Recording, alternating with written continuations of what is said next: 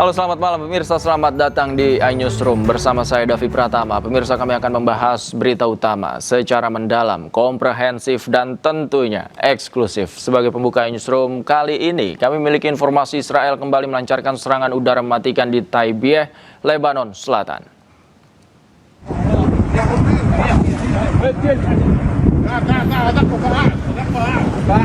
Ledakan besar terjadi di wilayah Lebanon Selatan. Serangan udara Israel yang bertubi-tubi membuat suasana mencekam. Sirine peringatan Lebanon berbunyi kencang usai serangan udara Israel menghantam Lebanon. Asap membumbung tinggi dari lokasi ledakan yang menjadi target pasukan Zionis Israel. Akibat serangan udara tersebut, membuat sejumlah warga panik saat ledakan menghancurkan sebuah gedung.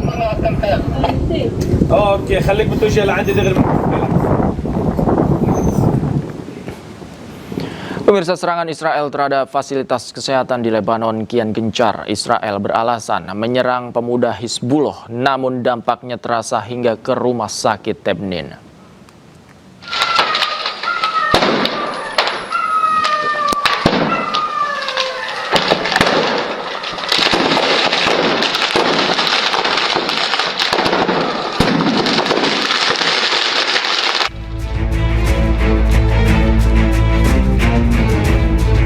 Serangan Israel terhadap fasilitas kesehatan di Lebanon kian masif. Rumah sakit Tebnin hancur berantakan usai terkena serangan udara Israel. Sejumlah kendaraan di sekitar rumah sakit juga terlihat hancur.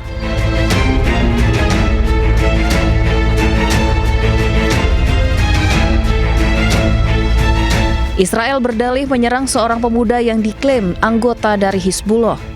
Namun dampaknya terasa hingga rumah sakit Tebnin.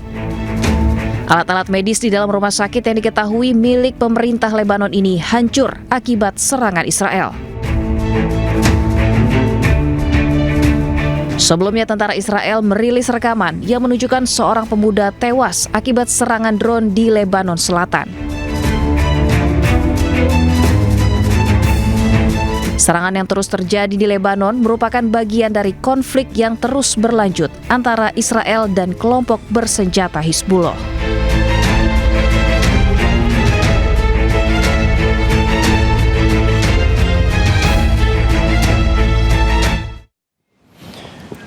Pemirsa, militer Israel melancarkan serangan udara ke wilayah selatan Lebanon termasuk distrik Bin Bel. Serangan itu menghantam permukiman warga. Inilah momen serangan udara Israel yang menghantam sebuah blok bangunan di dekat rumah sakit pemerintah di Bin Bel di wilayah Ainata, Lebanon Selatan. Serangan juga dilaporkan mengenai sebuah rumah di kawasan Al-Maslak. Ledakan disertai asap tebal yang membumbung tinggi terlihat di kompleks permukiman tersebut. Sebelumnya, Israel telah mencoba merebut kota Bin Bel selama beberapa hari terakhir. Militer Israel mengatakan mereka telah menyelesaikan pengepungan kota itu dan akan menguasai kota itu sepenuhnya dalam beberapa hari ke depan. Israel memasang bahan peledak di rumah-rumah dan meledakannya. Cara yang sama seperti di beberapa desa dan kota di sepanjang wilayah perbatasan Lebanon selama beberapa pekan terakhir.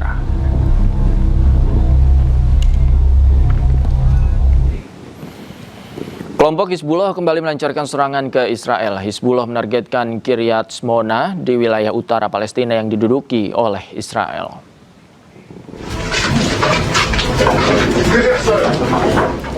Dalam rekaman yang beredar, nampak beberapa personil Hizbullah tengah menyiapkan peluru artileri di lokasi yang diduga berada di wilayah Lebanon Selatan. Serangan diarahkan ke permukiman Kiryat Shmona di Israel Utara sebagai balasan atas gempuran Israel ke Lebanon. Kiryat Shmona merupakan salah satu kota yang kerap menjadi target serangan Hizbullah di tengah eskalasi konflik di perbatasan Israel-Lebanon. Hingga saat ini belum ada konfirmasi resmi dari pihak Israel terkait dampak serangan tersebut.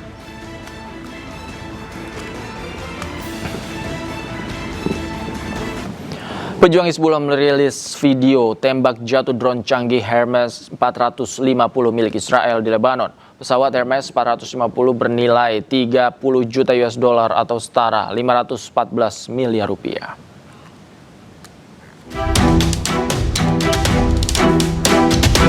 Drone canggih milik Israel, Hermes 450 ditembak jatuh oleh pejuang Hizbullah. Usai terkena tembakan, drone jatuh dan terbakar di langit Lebanon Selatan. Drone Hermes 450 berfungsi sebagai platform intelijen, pengawasan, dan pengintaian untuk pertahanan Israel. Pesawat Hermes 450 ini bernilai 30 juta US dollar, setara 514 miliar rupiah. Pejuang Hizbullah kembali meluncurkan rudal ke fasilitas militer Zionis Israel.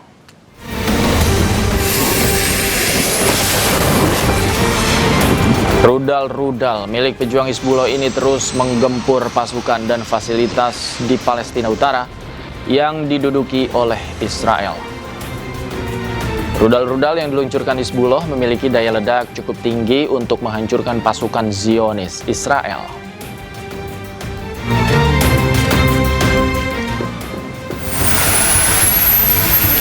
Sementara itu, Hizbullah juga menyerang barak militer Israel di dataran tinggi Golan Suriah yang diduduki Israel. Serangan ini merupakan serangan balasan yang dilakukan Hizbullah karena tewasnya pemimpin Hizbullah atas serangan Israel.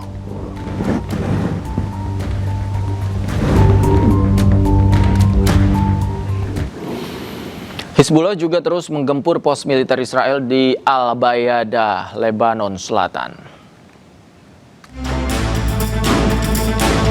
Pejuang Hizbullah merilis serangan drone hingga meledakkan pos militer Zionis Israel. Ledakan yang cukup besar dan asap tebal membumbung tinggi terlihat di pos militer Israel tersebut. Tak hanya serangan drone, pejuang Hizbullah juga meroket kendaraan di pos militer Israel hingga memicu ledakan besar.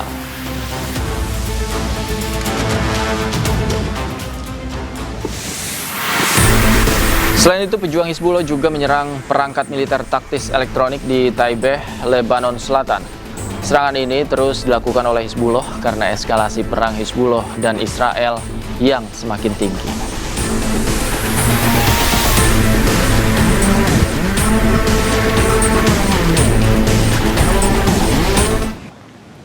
Pemirsa, aktivis di Bilbao, Spanyol memasang poster besar Benyamin Netanyahu dengan simbol swastika di dinding jalanan.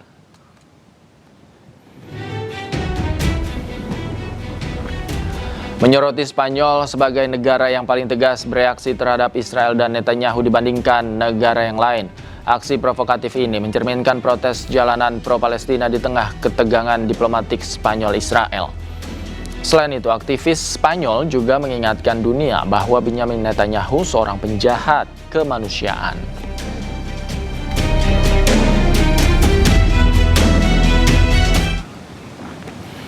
Panglima TNI Jenderal Agus Subianto ungkap kondisi prajurit yang terluka saat jalankan misi perdamaian UNIFIL di Lebanon mulai membaik. Menurutnya ada satu prajurit yang akan segera dipulangkan ke Indonesia untuk jalani perawatan lebih lanjut. Meski tidak dirinci identitasnya, kini TNI tengah menyiapkan kepulangannya ke tanah air. Sementara itu, Agus juga memastikan TNI tak akan menarik pasukan dari misi UNIFIL. Namun, ia menyebut masa penugasan prajurit TNI di Lebanon memang akan berakhir pada Mei 2026. Ada yang sudah membaik, alhamdulillah segera dikembalikan ke Jakarta untuk perawatan. Oh, itu mulai kapan Pak dikembalikan ke Jakarta, Pak? Yang satu orang ya, sudah sedang cari tiketnya untuk kembali. Kalau keseluruhan pasukannya akan dikembalikan ke Jakarta juga Mei. pas Mei? Pemirsa, Kementerian Luar Negeri Republik Indonesia kembali mengevakuasi warga negara Indonesia dari Iran.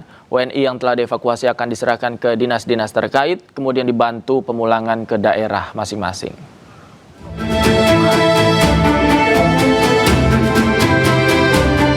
Kementerian Luar Negeri RI melakukan evakuasi tahap ketiga terhadap warga negara Indonesia yang ada di Iran. Total ada 45 WNI yang dievakuasi pada tahap tersebut. Kemenlu menjelaskan evakuasi tahap ketiga diberangkatkan secara bertahap. Para WNI yang telah dievakuasi akan diserahkan kepada Dinas Sosial dan Badan Penghubung Provinsi. Mereka kemudian akan dibantu pemulangannya ke daerah masing-masing. Telah tiba di tanggal 14 April lalu sejumlah 14 orang. Kemudian ke kloter kedua itu sejumlah 9 orang kemarin di tanggal 15, dan kloter ketiga 9 orang akan tiba di petang hari ini. Masih ada 13 orang ABK yang masih kita tampung di Baku untuk menunggu penerbangan selanjutnya ke tanah air.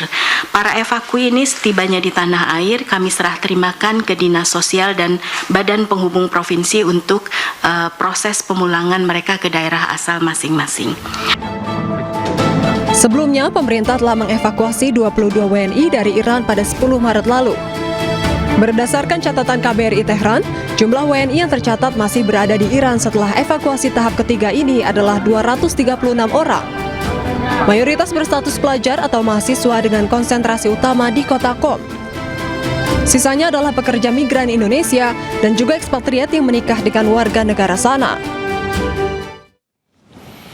Duta Besar Iran untuk Indonesia, Muhammad Baroujerdi, minta maaf kepada negara-negara yang terdampak akibat perang Amerika dan Iran, terutama terhadap melonjaknya harga minyak dunia. Ia pun menyadari konflik ini mempengaruhi semua negara di dunia, termasuk di Indonesia. We did not make the war, During last hundreds of the years, Iran has always provided the security and peace for the Strait of Hormuz and for the region of the Persian Gulf. So we believe that this tension has affected all the countries of the world, including Indonesia. We are sorry for that, but we believe that if the countries who attack the others stop that and just accept the peace, we will not have any problem in that regard. We are sorry that they have made problem for many countries, including Indonesia. Perdana Menteri Israel Benyamin Netanyahu menolak inisiatif perdamaian dan mengumumkan rencana untuk menduduki sebagian wilayah Lebanon Selatan. Ia menyatakan Israel berada di ambang penguasaan Binjbel, salah satu kota terbesar di Lebanon Selatan. תושבי הצפון שממשיכים לעמוד איתן. במקביל כוחותינו ממשיכים להכות בחיזבאללה. הלחימה מתמקדת בבינג'בל. בינג'בל זו הייתה בירת חיזבאללה בדרום לבנון. זה המקום שחסן נסראללה אמר לפני 26 שנים, הישראלים הם קוראי עכביש. אנחנו עומדים להכריע את בינג'בל, אנחנו עומדים בעצם לחסל את המעוז הגדול הזה של חיזבאללה. Meski Amerika sudah mengumumkan telah membuka blokade di Selat Hormuz, sebelumnya Amerika diduga kecolongan saat sebuah kapal tanker milik China berhasil melintasi Selat Hormuz. Berdasarkan data pelayaran Selasa 14 April, kapal Rich Sterry berhasil melintasi Selat Hormuz dan berhasil melewati blokade Amerika tanpa diserang. Kapal Rich Sterry serta pemiliknya Shanghai Shuanrun Shipping sebelumnya sudah disanksi oleh pemerintah Amerika yang diduga melakukan perdagangan dengan Iran. Sebelumnya, CENTCOM merilis larangan kapal melintasi blokade Amerika di kawasan Teluk dan mengancam akan menembak tanpa peringatan kapal-kapal yang melanggar.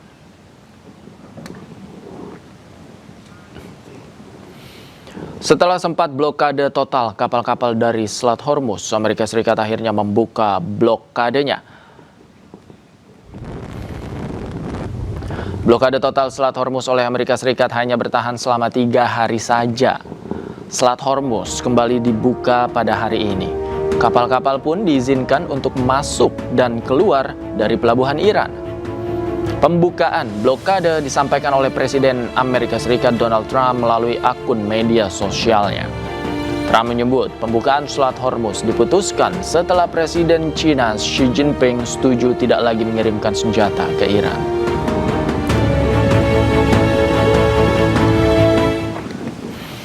Setelah mengumumkan membuka Selat Hormuz, Amerika Serikat mengeluarkan video yang menegaskan blokade tetap berlanjut. Bahkan Amerika mengancam akan menembak tanpa peringatan kapal-kapal yang melanggar. has announced a formal blockade of Iranian ports and coastal areas. This is illegal action. All vessels are advised to immediately return to port if leaving and discontinue transit to Iran if that is your next port of call. Do not attempt to breach the blockade. Vessels will be boarded for interdiction and seizure transiting to or from an Iranian port. Turn around and prepare to be boarded.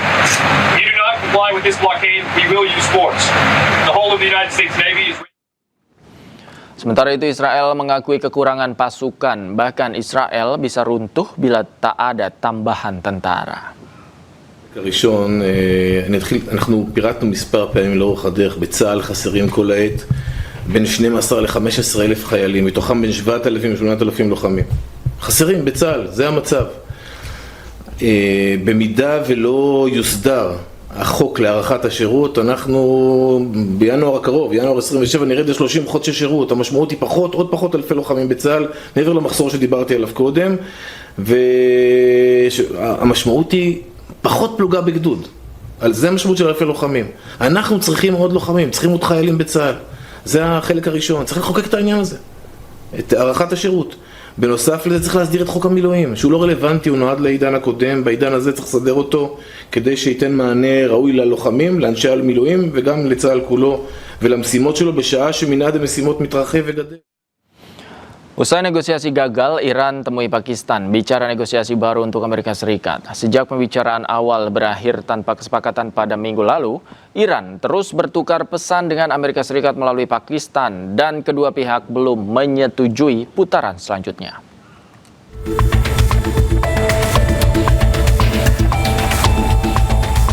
Menteri Luar Negeri Iran Abbas Araghchi bertemu Panglima Angkatan Darat Pakistan Asim Munir di Teheran membahas perkembangan komunikasi dengan Amerika Serikat.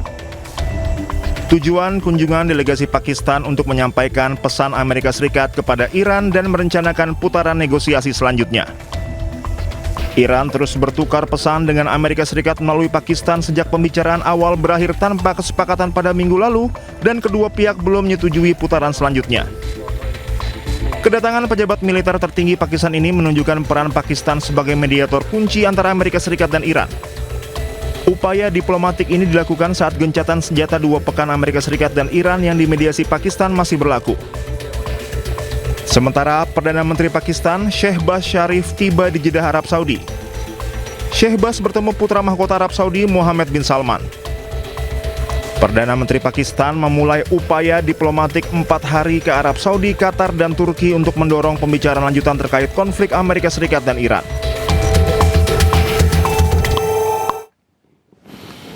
Juru bicara Menteri Luar Negeri Iran, Ismail Baqai, menolak proposal Amerika Serikat terkait negosiasi. Selain itu, Baqai menegaskan bahwa Iran tidak akan memasuki negosiasi dengan syarat-syarat yang dipaksakan. وارد مذاکره نمیشیم که شرط‌های آمریکا رو بپذیریم. ما برامون ملاک، منافع و حقوق ملت ایران هست. اگر مذاکره‌ای بر این اساس باشه که شرط یک طرف بر طرف دیگه تحمیل بشه، این اسمش مذاکره نیست. این اسمش دیکته است، تحمیل هست و میدونید که جمهوری اسلامی ایران، ملت ایران هیچ وقت Presiden Amerika Serikat Donald Trump dalam wawancara dengan Fox News mengklaim bahwa perang dengan Iran hampir berakhir. Trump juga menyebut Iran sangat mendambakan kesepakatan dalam perundingan dengan Amerika. I had to divert because if I didn't do that, right now you would have Iran with a nuclear weapon, and if they had a nuclear weapon, you would be calling everybody over there, sir, and you don't want to do that. Well, you keep saying was. Is this war over? I think it's close to over, yeah. I mean, I view it as very close to over. You know what? If I pulled up stakes right now, it would take them 20 years to rebuild that country. And we're not finished. We'll see what happens. I think they want to make a deal. Kembali di Newsroom, pemirsa, rangkaian serangan diluncurkan Israel ke Lebanon. Israel beralasan lokasi ini adalah tempat Hizbullah berada. Kebakaran hebat terjadi di dekat Burj al-Shamali di Lebanon Selatan. Kebakaran terjadi akibat serangan tanpa henti dari Israel. Sementara itu serangan juga menyebabkan kerusakan hebat di sejumlah lokasi. Warga sekitar pun mengungsi ke tempat-tempat yang lebih aman.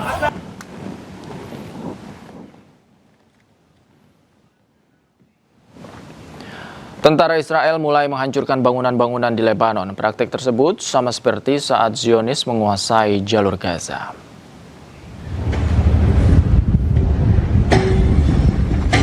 Bulldozer Israel menghancurkan rumah-rumah warga di desa Nakoura, Lebanon Selatan. Tak hanya rumah, tempat wisata dan hotel juga turut dihancurkan. Militer Israel menghancurkan desa-desa di Lebanon Selatan dengan metode mirip yang dipraktekkan di jalur Gaza. Bangunan-bangunan diratakan, diduga akan dijadikan pos militer Israel. Seperti diketahui, pasukan Israel menggelar serangan darat menyeberangi perbatasan selatan sejak Perang 2 Maret yang lalu.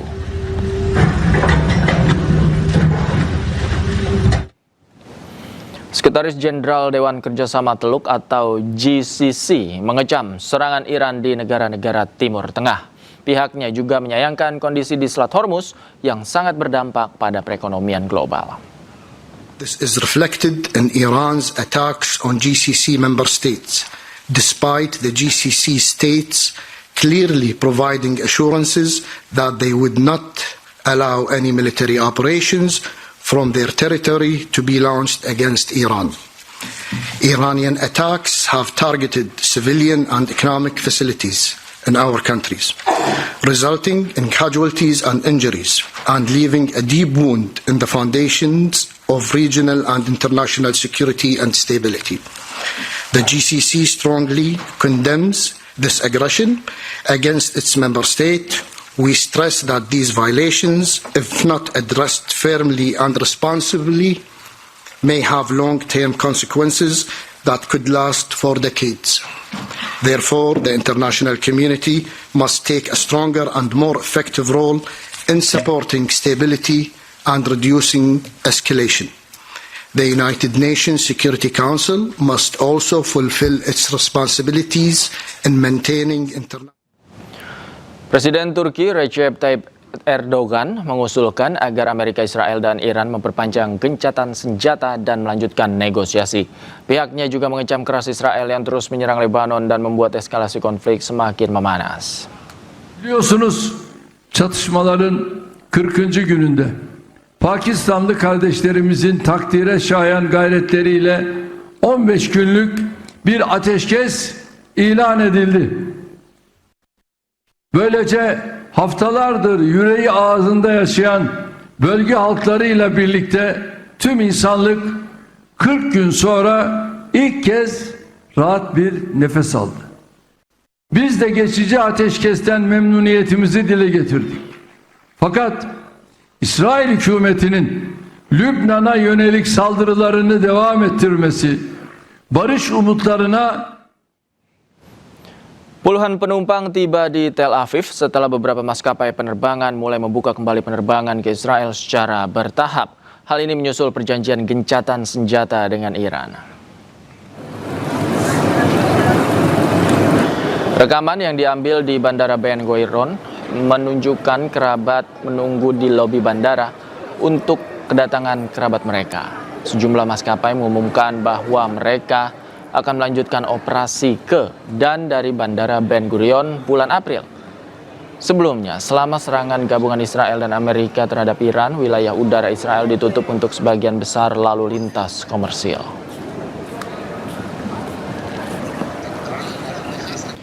Pemirsa, para pemukim Israel di selatan tepi barat melakukan serangan hingga menerobos masuk ke salah satu rumah warga Palestina. Serangan yang dilakukan pemukim Israel hingga menerobos masuk ke salah satu rumah milik warga Palestina di selatan tepi barat. Selain memasuki area rumah, pemukim Israel juga menyerang ternak di kandang. Para pemukim Israel ini masuk ke wilayah Palestina tanpa izin. Menurut warga Palestina, serangan pemukim Israel ini rutin dialami agar terjadi penggusuran paksa. Insiden ini menjadi bagian dari pola serangan yang semakin meningkat terhadap warga Palestina.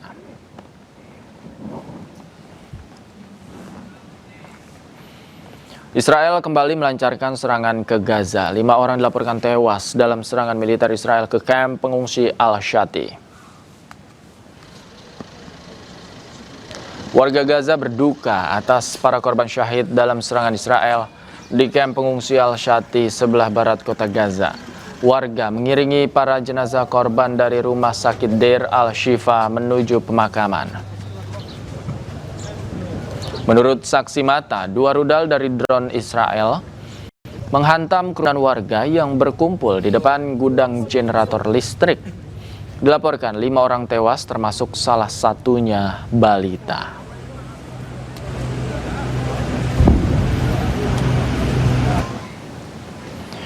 Puluhan ribu lebah dilaporkan menyerbu sejumlah wilayah Palestina yang diduduki oleh Israel.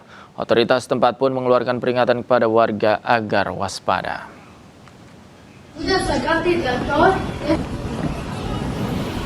Kawanan lebah dalam jumlah besar dilaporkan menyebar di sejumlah area permukiman.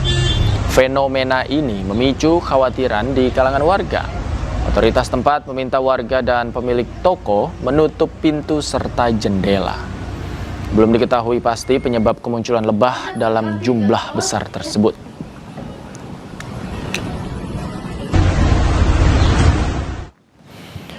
Dua 12 warga Palestina bebas setelah ditahan Israel selama 3 tahun. Keluarga pun sambut bahagia kedatangan kembali anggota keluarga mereka.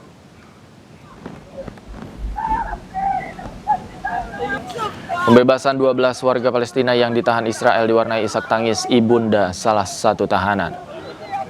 Ia menunggu anaknya yang ditahan Israel selama 3 tahun. Di antaranya 12 tahanan yang dibebaskan adalah salah satunya wanita. Komite Palang Merah Internasional atau ICRC memfasilitasi pemindahan tahanan dari penjara Kerem Shalom ke rumah sakit Deir al-Balah. ICRC diperlukan untuk menginformasikan bagaimana kondisi warga Palestina yang ditahan militer Israel dan pastikan mereka diperlakukan manusiawi dan sesuai dengan hukum internasional yang berlaku.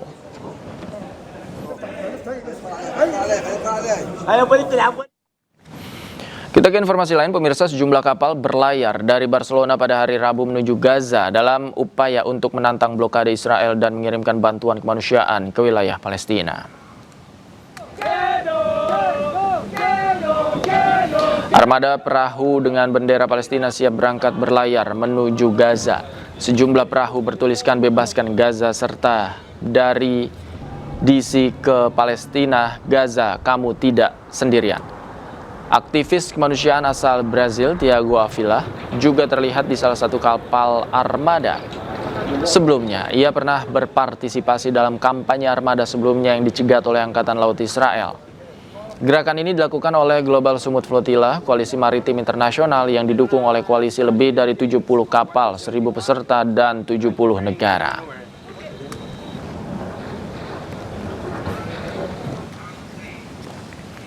Menteri Pertahanan Amerika Pete Hegseth terancam hadapi pemakzulan. Salah satu penyebabnya terkait peluncuran perang terhadap Iran tanpa persetujuan Kongres.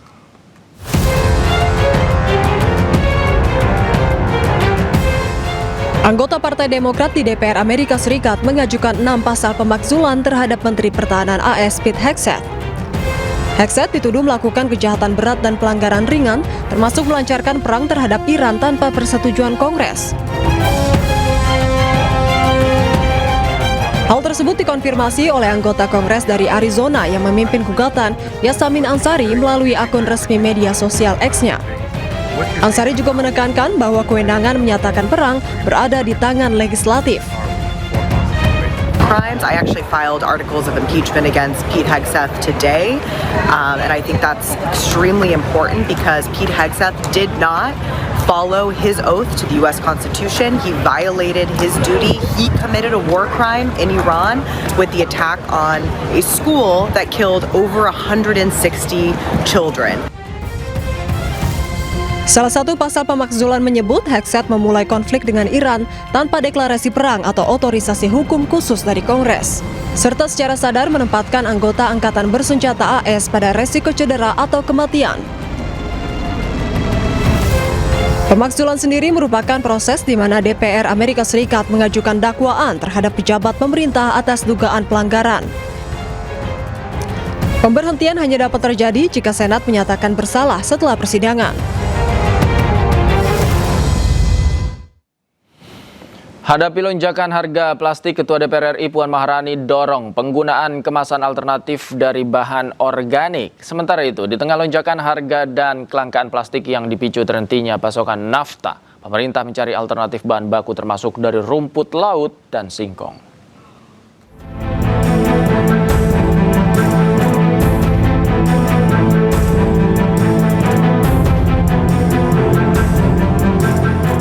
Ketua DPR RI Puan Maharani menyoroti meroketnya harga plastik di Indonesia. Menurutnya, kenaikan harga ini paling menekan para pelaku UMKM, khususnya sektor makanan dan minuman yang selama ini bergantung pada kemasan sekali pakai. Puan menilai momentum ini dapat dimanfaatkan masyarakat untuk kembali gunakan kemasan dari bahan alami. Selain harganya lebih murah, penguraian sampah dari bahan organik lebih ramah lingkungan. Sebelumnya, Menteri Usaha Mikro, Kecil dan Menengah Maman Abdurrahman sebut rumput laut dan singkong bisa sebagai alternatif bahan baku plastik. Menurut Maman, saat ini kedua bahan baku tersebut cukup melimpah, namun keterbatasan pasar membuat biaya produksi masih relatif tinggi. Meski demikian, Maman berpendapat dengan dorongan kebijakan yang tepat, permintaan dapat meningkat sehingga biaya produksi menjadi lebih efisien. Ada beberapa produk-produk kita yang bisa kita jadikan sebagai bahan baku suplai plastik. Salah satunya yang udah di riset dan studi, ini lagi mau kita jajaki, itu dari rumput laut. Rumput laut itu juga sebetulnya bisa menjadi bahan baku plastik. Cuman selama ini masih dianggap terlalu mahal. Diketahui kenaikan harga plastik ini dipicu oleh konflik geopolitik global yang mengganggu rantai pasokan bahan baku plastik dari Asia Barat, di mana ketergantungan industri dalam negeri terhadap bahan baku impor mencapai 60%.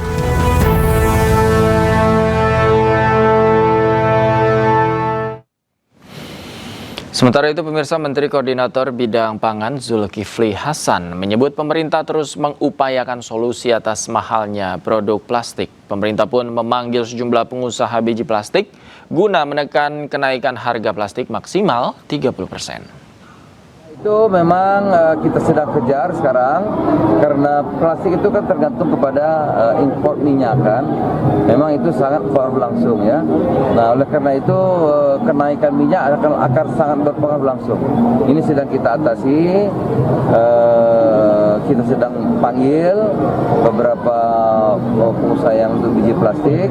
Nanti gimana kira-kira agar ini tidak terlalu, kan naiknya kira-kira 30, tapi di pasar ada yang sampai 60 sampai 70 ya. Gitu. Jadi mestinya kan kalau Kembali di Newsroom, pemirsa, Rismon Sianipar akhirnya mengantongi surat perintah penghentian penyidikan dalam kasus dugaan fitnah ijazah Jokowi.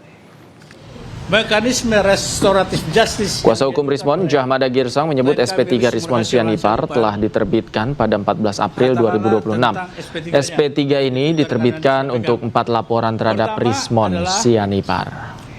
Bahwa SP3 ya surat katakanlah tentang SP3-nya. Begitu juga rekan Anda sudah pegang. Pertama adalah bahwa SP3 dari proses 3 Maret sampai kemarin tanggal 14 sudah mengeluarkan SP3 untuk proses mekanisme restoratif justice untuk klien kami Rismon Sianipar. Jadi tanggalnya adalah tanggal 14. Jadi saya bacakan ya. Penghentian penyidikan. Jadi semua ini jangan digiring bahwa ada faktor duit, faktor apapun. Kalau ada yang berpikir seperti itu, berarti dialah yang menginginkan duit itu. Ya. Itu saja. Mereka sajalah yang memikirkan duit itu. Karena apa? Seperti kemarin yang saya jelaskan bahwa orang minta maaf seharusnya membayar ganti rugi itu pihak yang meminta maaf. Logikanya jangan jongkok. Itu bagi yang menuduh, ya. Nah, kita selesaikan aja isu liar itu ada di situ. Yang jelas adalah kita semua melihat bahwasanya step ke depan sudah berjalan, ya.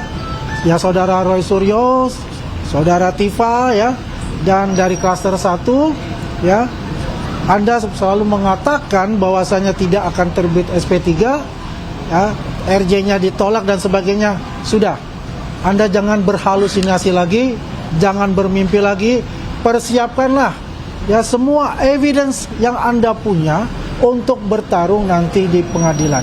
Ya, kami semua relawan Pak Jokowi dan juga ya para pendukung Jokowi. Tanggapi SP3 Rismon Sianipar, kuasa hukum Roy Suryo CS Ahmad Ozinuddin menegaskan bahwa surat perintah penghentian penyidikan terhadap Rismon tidak memiliki landasan hukum kuat. Ancaman pidana yang sebelumnya disangkakan terhadap Rismon di atas 5 tahun hingga proses penghentian perkara dianggap menyalahi prosedur.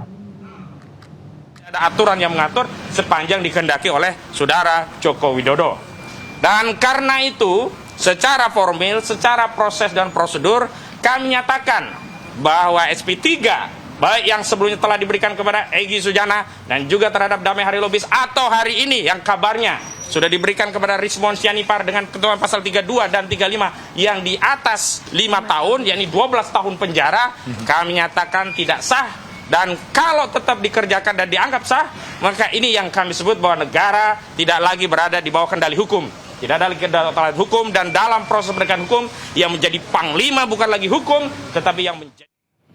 Sementara itu pemirsa, Roy Suryo CS menggelar aksi unjuk rasa di depan gedung DPR RI. Mereka menuntut wakil rakyat mendengar aspirasi mereka.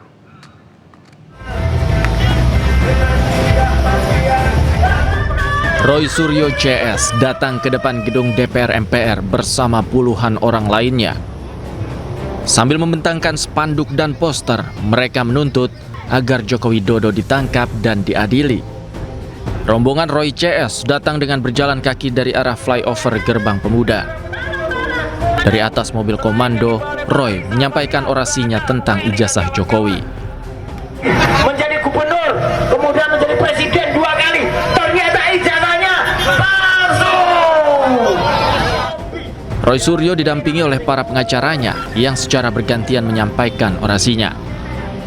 Hari ini adalah jawaban dari kami, semua aktivis yang bergerak di dalam mengungkap kebohongan dan mengungkap kepalsuan dari 99,9% ijazah palsu Jokowi. Ya, banyak komentar sebelumnya. Itu mereka Roy CS itu atau Roy, Tifa, Kurnia, kemudian Rustam dan kemudian Rizal Fadila itu beraninya ada di sosmed. Tidak. Hari ini kita buktikan. Kita ada di lapangan. Kita ada di depan gedung Dewan. Kita ada di depan wakil rakyat kita. Dan kita tanya kepada wakil rakyat kita, 580 anggota Dewan itu mendengar tidak? Inilah aspirasi rakyat, inilah aspirasi masyarakat. Selain Roy Suryo, sejumlah pensiunan jenderal juga ikut serta dalam unjuk rasa ini. Salah satunya adalah Maijen Purnawirawan Sunarko. Dari Jakarta, tim liputan iNews melaporkan. Kita ke informasi lain, pemirsa. Usai menjalani pemeriksaan oleh Satgas Pencegahan dan Penanganan Kekerasan PPKUI, status akademik 16 mahasiswa terduga pelaku pelecehan seksual dinonaktifkan. Ke-16 terduga tidak diperkenankan mengikuti kegiatan akademik hingga 30 Mei mendatang.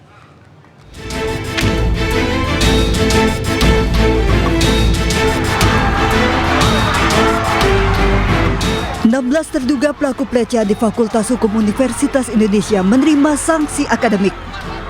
16 terduga dinonaktifkan status akademiknya dan tidak diperkenankan mengikuti pendidikan maupun aktivitas lain yang berkaitan dengan kegiatan akademik. Nonaktifan hingga 30 Mei mendatang tertuang dalam memo internal. Ke-16 terduga ini terus menjalani pemeriksaan intensif oleh Satgas PPKUI. Sanksi ini bukan sanksi akhir lantaran pemeriksaan masih berjalan dan UI tegas tidak pandang bulu terkait latar belakang terduga pelaku. Terkait berbagai informasi yang beredar mengenai identitas, latar belakang maupun dugaan adanya relasi terhadap terduga pelaku, Universitas Indonesia menegaskan bahwa UI tidak memandang bulu. Setiap aksi kekerasan seksual akan diproses sesuai fakta, bukti, dan ketentuan yang berlaku.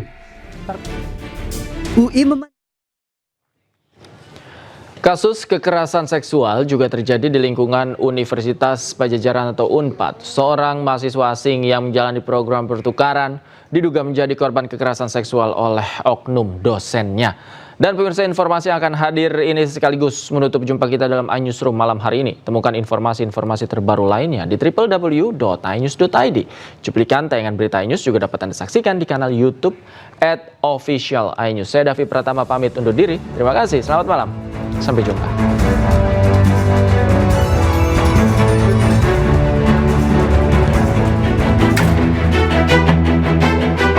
Seorang guru besar Fakultas Keperawatan Besar di Universitas Padjadjaran atau UNPAD diduga melakukan pelecehan seksual terhadap seorang mahasiswi.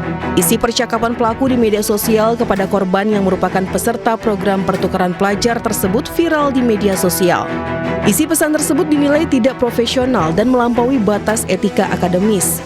Salah satu yang menjadi pusat perhatian adalah saat pelaku meminta korban mengirim foto pribadinya. Universitas Padjadjaran langsung mengambil tindakan tegas dengan menonaktifkan sementara guru besar yang bersangkutan dari seluruh aktivitas akademik. Kebijakan diambil setelah menerima laporan lengkap dari korban. Pihak universitas juga memberikan pendampingan kepada korban yang diketahui merupakan mahasiswa pertukaran atau exchange student.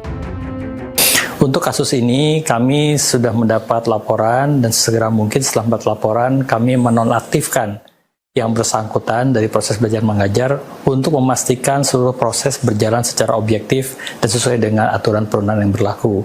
Dan kami pun melakukan pendampingan dan juga pendalaman pada korban, dan mudah-mudahan dalam waktu yang sangat tidak terlalu lama kami sudah dapat memastikan bahwa apa yang terjadi dapat ditindaklanjuti sesuai dengan peraturan berlaku. UNPAD menyatakan terbuka menerima masukan maupun laporan dari berbagai pihak terkait dugaan kasus tersebut. Universitas Padjadjaran juga bekerja sama dengan sejumlah pihak terkait guna memastikan proses penegakan keadilan berjalan dengan baik. Dari Sumedang, Jawa Barat, Beben HVA iNews melaporkan.